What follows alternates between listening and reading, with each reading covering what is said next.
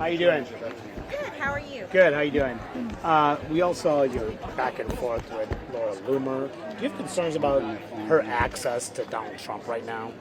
I have concerns about her rhetoric and her hateful tone. To me, many of the comments that she makes and how she attacks Republicans like me, many other Republicans that are strong supporters of President Trump, I think they're a huge problem. And that doesn't represent MAGA as a whole. It doesn't represent who we are as Republicans. And, you know, I typically try to ignore her post, but someone had sent me that post about Kamala Harris, and it bothered me so much. And you know my personality, everyone knows I'm outspoken, and I just felt like it was time to call it out. I think it's wrong. We're not a party of identity politics. We're a party for all Americans. And I think that's so important. And I think that we need to be focused on our policies, the inflation, the economy, and the border, and not attacking people for their race, not attacking them because they may not have children and they love their pets. And I don't want to have anything to do with that. And neither do the people, my voters at home in my district, and most people I talk to across the country.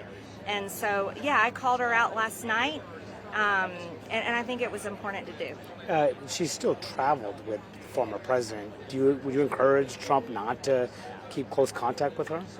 You know, Laura Loomer has lost two Republican congressional campaigns, one in a general and one in a primary.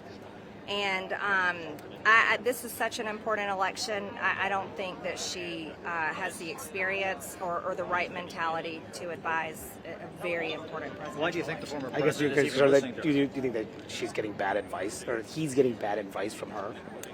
I'm not involved in their conversations, so I can't weigh in on that. But I do know this, that her rhetoric and her tone does not match the base, does not match MAGA, does not match most Republicans I know.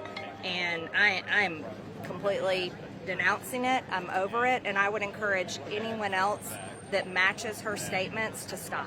Have you reached out to the president at all regarding her? I've spoken with President Trump, but I'm not going to go into the details of our personal conversation. Talk to you about security on January 6th. Some are calling for extra security here. Your thoughts? Oh, well, you know, Nancy Pelosi should have had the National Guard here on January 6th of 2020.